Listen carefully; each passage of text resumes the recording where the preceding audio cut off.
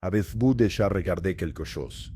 Quelque chose de vivant, et su au plus profond de vous-même que ce n'était pas censé être, que cela ne devrait pas exister. Je travaille en toxicologie depuis plus de 10 ans. J'ai vu des overdoses à vous donner la chair de poule, des poisons si subtils qu'ils imitent la mort naturelle, et suffisamment d'échantillons de sang médico-légaux pour 10 vies. Mais rien ne m'avait préparé à celle-ci. Car ce jour-là, j'ai subi un test qui a bouleversé toutes mes croyances en biologie, en médecine, et même en mort elle-même. Et quand je vous dis que le sang était noir, je ne veux pas dire rouge foncé. Je ne veux pas dire épais. Je veux dire noir comme de l'huile, comme du goudron, comme quelque chose qui n'a pas sa place dans un corps vivant. C'est à ce moment-là que ma science a été révélée, et que quelque chose d'autre s'est glissé. Ce est le jour que je n'oubliais jamais. Je m'appelle Dr Evan Moreau. Je suis toxicologue certifié, forte de 6 ans d'expérience sur le terrain et spécialisé en biochimie médico-légale. J'ai travaillé dans des laboratoires de criminalistique, des services d'urgence, des laboratoires de recherche pharmaceutique et sur de nombreuses affaires criminelles qui n'ont jamais été rendues publiques. C'est moi qu'on appelle quand une analyse sanguine ne semble pas cohérente, quand les chiffres ne concordent pas, ou quand un médecin légiste hausse les sourcils et déclare « ce n'est pas normal ». Et soyons clairs, je ne suis pas quelqu'un qui s'effraie facilement. J'ai manipulé des flacons de cyanure sans les secouer. J'ai reconstitué des voies de passage de toxines dans des cas d'overdose si grotesques que la plupart des gens vomiraient avant d'avoir fini de lire le rapport. J'ai contemplé les visages pâles et raides des morts et vu toutes les nuances de la tragédie. Mon travail consiste à gérer le pire que le corps humain puisse endurer, et ce avec une précision froide et clinique. L'émotion n'est d'aucune utilité en laboratoire. Seuls les chiffres, seules les données. C'est ce que je croyais. Voyez-vous, le propre de la toxicologie, c'est qu'elle est censée apporter des réponses. C'est la science de l'exposition, l'étude des effets des produits chimiques sur l'organisme, comment et pourquoi. Pas de mystère, juste une relation de cause à effet. C'est pourquoi je l'adorais. Il y avait une honnêteté brutale dans ce travail, jusqu'à cette affaire. J'étais consultant dans le laboratoire d'un hôpital public. Lorsque l'échantillon est arrivé, il faisait partie d'une analyse interne, suite à un décès suspect lors d'une intervention chirurgicale de routine. Rien d'inhabituel, au début. Juste un échantillon de sang signalé lors de l'analyse post-opératoire. Les notes indiquaient viscosité anormale, couleur douteuse. C'est le genre de commentaire vague qu'on attribue généralement à un interne paniqué ou à une vieille centrifugeuse qui fait des siennes. On m'a demandé d'effectuer un panel toxicologique complet. Encore une fois, des tests classiques, recherche de stupéfiants, de métaux lourds, d'organophosphorés, tous les suspects habituels. Mais lorsque le technicien m'a tendu le flacon, j'ai marqué une pause. J'ai déjà vu du sang dégradé. J'ai vu des échantillons virer au brun, foncé, au violet, voire au vert, sous certaines dégradations chimiques. Mais ça, c'était noir, épais et sirupeux, avec un éclat irisé comme de l'huile de moteur sous un lampadaire. Ça ne bougeait pas comme du sang. Quand j'inclinais le flacon, il collait au verre comme s'il pesait, comme s'il résistait à toute manipulation.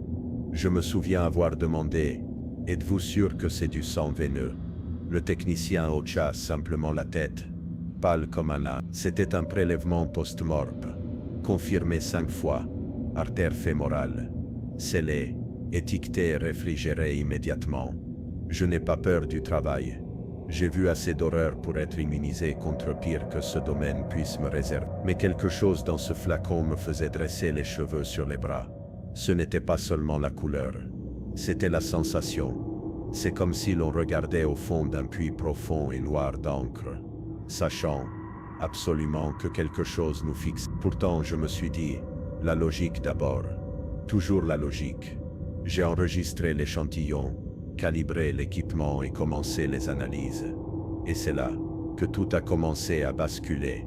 La demande est arrivée, tard le lendemain. J'attendais les résultats préliminaires de l'analyse sanguine.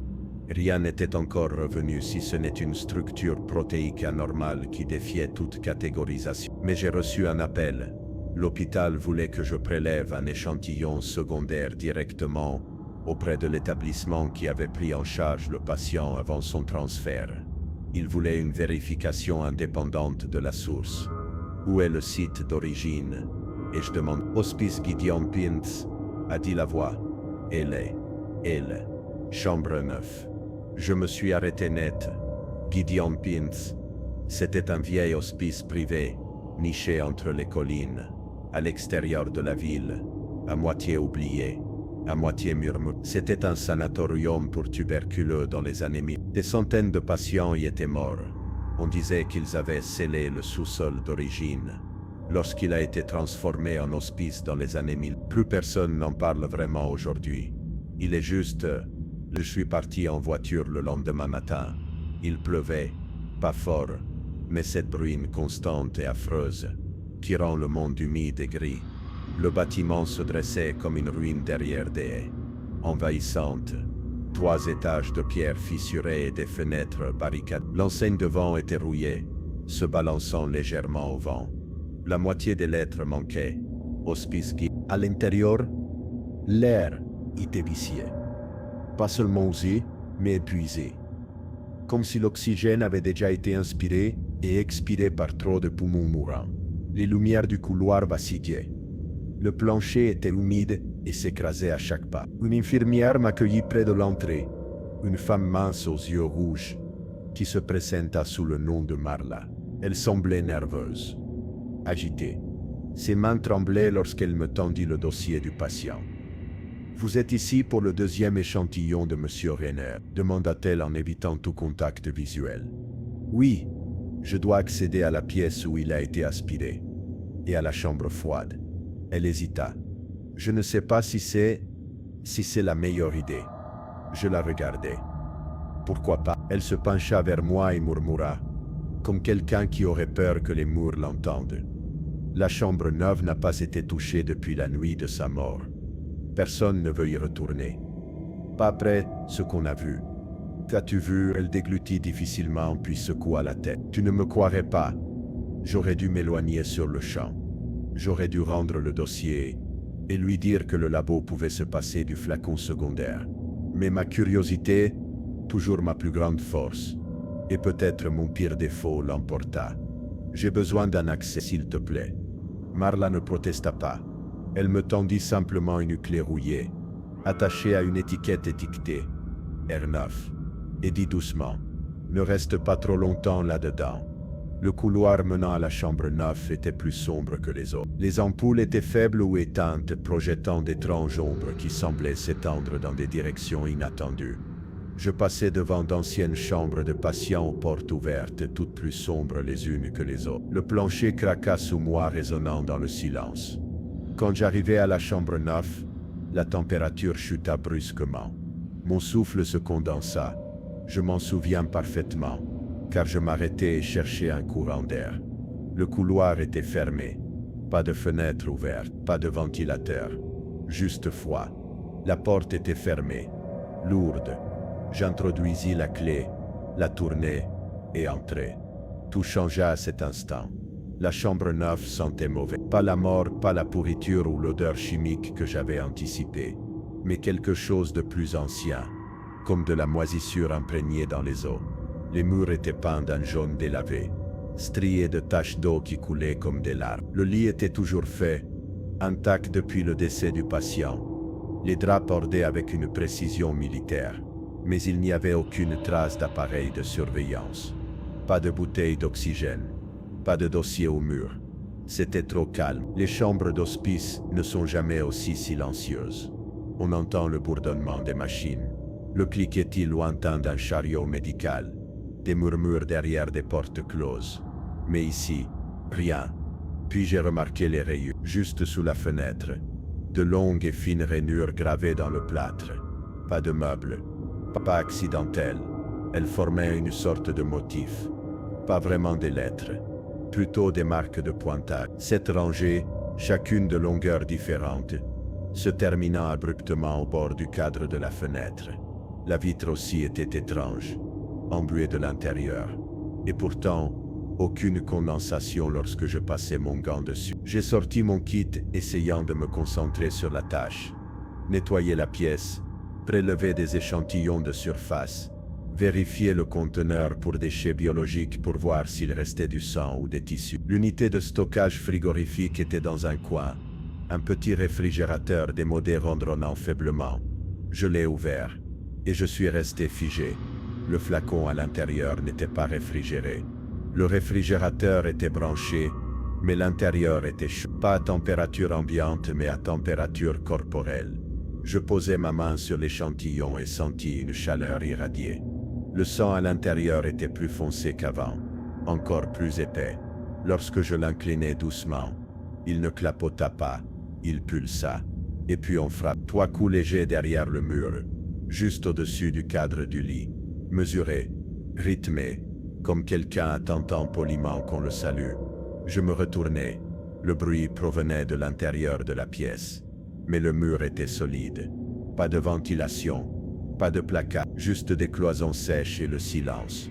J'appuyais mon oreille contre la surface, rien. Mais l'air était différent maintenant. Pressurisé, comme si la pièce elle-même m'observait, attendant. Ce fut la première fois que j'hésitais vraiment. J'ai vécu des overdoses d'arsenic, des extractions de ricine, des descentes de laboratoire de méthamphétamine. Mais rien ne m'avait jamais autant donné l'impression de ne pas être à ma place que cette pièce. Et pourtant, j'ai enregistré l'échantillon, je l'ai scellé dans ma mallette, en me disant que ce n'était que de la plomberie, ou les vieux os du bâtiment qui bougeaient. Mais au fond de moi, je le savais. Quelque chose clochait dans cette pièce. Et ce n'était pas fini pour moi. Je suis retourné au labo ce soir-là, secoué mais essayant de garder mes distances professionnelles. Je me répétais que c'était juste du stress, juste de la fatigue. Mais ce soir-là, alors que je cataloguais l'échantillon de la salle 9, j'ai remarqué quelque chose qui n'avait pas été enregistré. À l'intérieur de la mallette, cachée sous la doublure en mousse, se trouvait une feuille de papier pliée. Elle n'était pas là quand je l'avais emballée, j'en étais certain. Elle était vieille, jaunie, l'écriture était nette mais frénétique. L'encre était passée et maculée par endroits, comme si quelqu'un l'avait écrite à la va. Il n'y avait ni titre, ni signature, juste une liste de noms, chacun avec une date. La plupart étaient récents, datant de l'année précédente, mais les 3 derniers étaient plus anciens, beaucoup plus anciens. Le dernier nom était à Rainer Edmond, 3 mars. C'était l'homme de la chambre 9, le nom au-dessus du sien, Monsieur Garvey, 12 juin 1903. Et avant cela, Ella Albrook, 14 octobre 1979. Le reste, gribouillé, tous décédés, ai-je découvert après une recherche rapide. Dans les dossiers médicaux, archivés, tous étaient décédés à Gideon Pines, tous de causes différentes. Cancer, infection, insuffisance cardiaque. Mais tous avaient un point commun. Leurs analyses sanguines étaient non concluantes. Il n'existait aucun rapport de laboratoire pour aucun d'entre eux. Juste une seule note dans chaque dossier. Toxicologie différée. Différée. Aucune raison, aucun suivi. C'était comme si quelqu'un avait délibérément interrompu le processus. J'ai creusé plus profondément, demandant l'accès aux archives de pathologie de l'hospice. Il a fallu insister, mais on m'a finalement remis un tas de vieux dossiers numériques et enfouis au plus profond, sous des formulaires numérisés et des PDF. Je l'ai trouvé. L'image numérisée d'un rapport manuscrit de 1001 pages. Patient Ella Albrook. L'échantillon montre une hémolyse extrême. Déformation cellulaire inclassable. Le sang apparaît foncé, presque noir. L'échantillon a refusé de coaguler. Réfrigération inefficace. Contaminant possible. Organisme non identifié. Et puis griffonné en bas l'encre rouge. C'est à ce moment-là que la porte de mon bureau s'est ouverte. Je n'ai entendu personne frapper. Une femme se tenait là à la fin de la quarantaine, les cheveux attachés en arrière, l'air épuisé. On aurait dit qu'elle n'avait pas dormi depuis des jours. Son badge indiquait le nom du docteur Mira Garvey. Mon père est mort en chambre 9, dit-elle. J'ai besoin de vous parler. Le docteur Mira Garvey entra dans mon bureau et ferma la porte derrière elle. Ses mains tremblaient.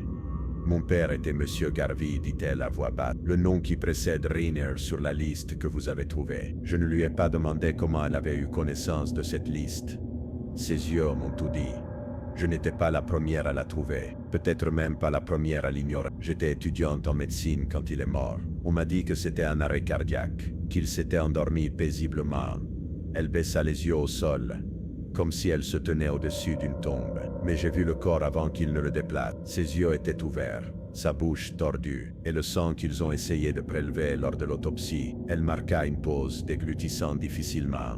Il était noir, comme le vôtre. Elle me tendit une clé USB. Ceci contient les dossiers non expurgés de mon père. Je les ai copiés avant qu'ils ne soient scellés. Vous verrez les annotations, les anomalies signalées, et la note interne demandant au personnel de détruire tous les échantillons biologiques sans analyse. J'ai ouvert les dossiers. Elle n'exagérait pas. Il y avait des photos, des données de laboratoire. Une note en particulier a retenu mon attention. Une communication interne datée entre le directeur de l'hospice et un représentant pharmaceutique. L'échantillon présente un potentiel de mutation extrême, instable selon les analyses traditionnelles. Recommandation, élimination immédiate et silence. Je fixais cette phrase, ressentant le poids de ce que je découvrais. Mira se pencha plus près. Ils étouffent ça depuis des décennies, et ce n'est pas seulement une anomalie médicale. C'est autre chose. Mon père disait avoir entendu des voix la semaine dernière, qu'il y avait quelque chose à l'intérieur du sang. Écoute, apprentissage, je ne voulais pas la croire, mais je me souvenais de la chaleur du flacon réfrigéré, des coups rythmés contre le mur, de la sensation d'être observée. Elle me regarda presque suppliante. Il faut qu'on retourne. Dans la chambre 9, il y a encore quelque chose là-dedans. Je ne pense pas que ce soit fini. J'ai contacté un ancien collègue des forces de l'ordre, un enquêteur judiciaire en qui j'avais confiance. Je lui ai expliqué l'essentiel, en omettant tout ce qui ressemblait à une hallucination. Il a accepté de nous accompagner à Gideon Pines la nuit suivante. Avec l'autorisation de l'administration, c'était une erreur, car ce que nous avons trouvé dans la chambre 9 n'était pas seulement une présence persistante. C'étaient des preuves scellées dans le mur derrière le lit, pas des cloisons sèches, des briques. Quelqu'un avait muré une cavité il y a des décennies, et ce qu'il y avait à l'intérieur était encore chaud. Nous avons percé la brique la nuit même. C'était de la maçonnerie grossière, faite à la va-vite. Des années auparavant, le mortier s'effondra sans effort, révélant une étroite cavité d'à peine 1,20 m de haut et 60 cm de profondeur. À l'intérieur, enveloppée dans ce qui ressemblait à du linge d'hôpital, se trouvait une petite boîte métallique, sans inscription, fermée par des pinces rouillées. Mira recula. Cette boîte n'était pas censée être retrouvée. L'enquêteur Marcus l'ouvrit avec une pince. À l'intérieur se trouvaient plusieurs fioles de sang, toutes noires comme de la poix, et une chemise en papier craft gondolée par l'humidité. Je la sortis avec précaution, m'attendant à des traces de moisissure et de décomposition, mais le papier était étonnamment intact, encore lisible. C'était un journal, ou une partie d'un journal, griffonné à l'encre rouge sur la première page. Si vous lisez ceci, il est trop tard pour l'enterrer à nouveau. Les notes étaient d'abord cliniques, rédigées par un certain Dr. Louis Halbrook.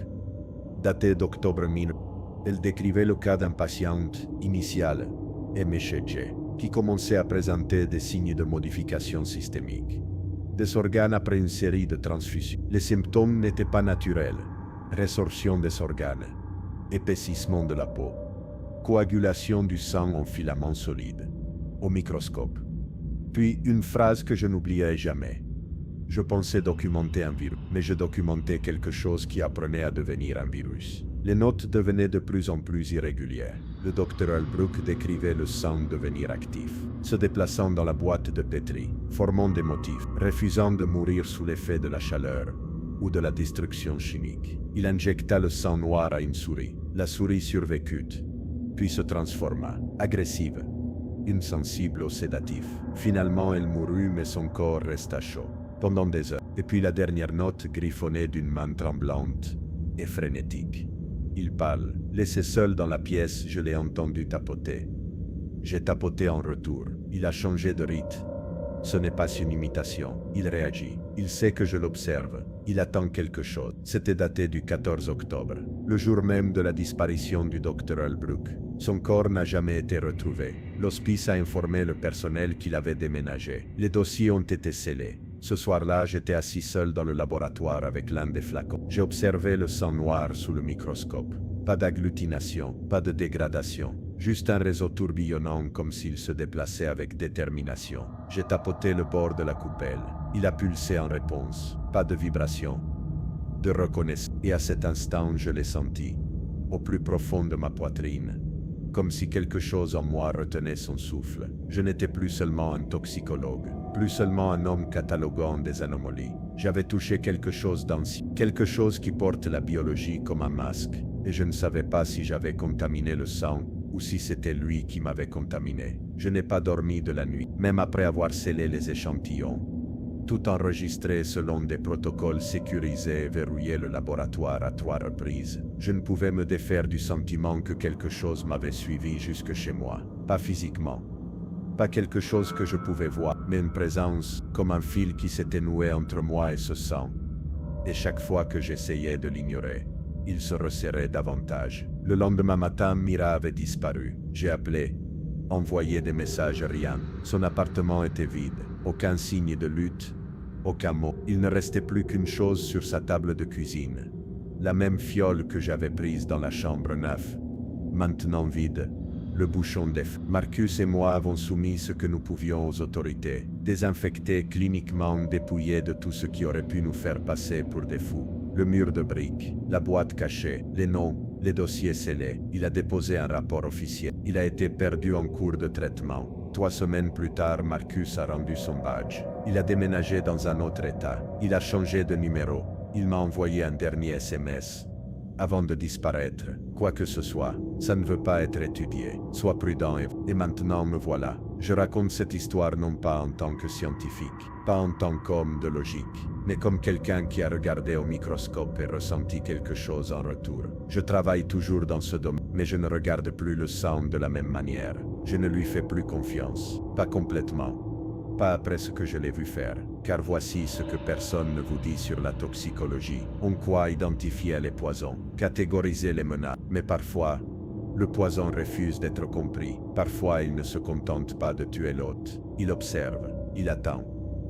J'ai conservé les fichiers originaux, le journal, une fiole scellée, congelée dans ma réserve personnelle, verrouillée par une sécurité biométrique. Pourquoi? Parce que malgré tout, une part de moi a encore besoin de savoir, besoin de comprendre ce que c'était, ce que c'est. Était-ce un parasite, une mutation, un vestige de quelque chose d'ancien, enfoui dans le génome humain, ou était-ce quelque chose de complètement différent, quelque chose qui a toujours été là revêtu de sang humain comme un déguisement, murmurant dans les veines des mourants, attendant que quelqu'un d'assez curieux, d'assez arrogant, y regarde trop près.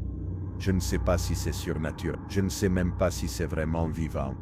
Mais je sais une chose, il a raisonné. Ça fait 8 mois, l'affaire a été officiellement enterrée. Pas de suivi, pas d'examen interne. La commission d'État a attribué la cause à une contamination du laboratoire et à une erreur administrative. Ils ont reclassé le décès de Rainer comme mort naturelle. Mon contrat avec l'hôpital a expiré discrètement. Personne ne m'a rappelé, mais j'ai toujours les dossiers, j'ai toujours l'échantillon, et je rêve encore de ce tapotement. Au début, il n'arrivait que la nuit, doucement, distante. Je pensais l'imaginer, un stress résiduel, un traumatisme. Mais ensuite, j'ai commencé à l'entendre le jour, au laboratoire, chez moi, dans les espaces où le silence devrait être rassurant. Toi, tapotement. Toujours toi. Ça ne vient pas des murs, ça vient de l'intérieur, de mes propres oreilles.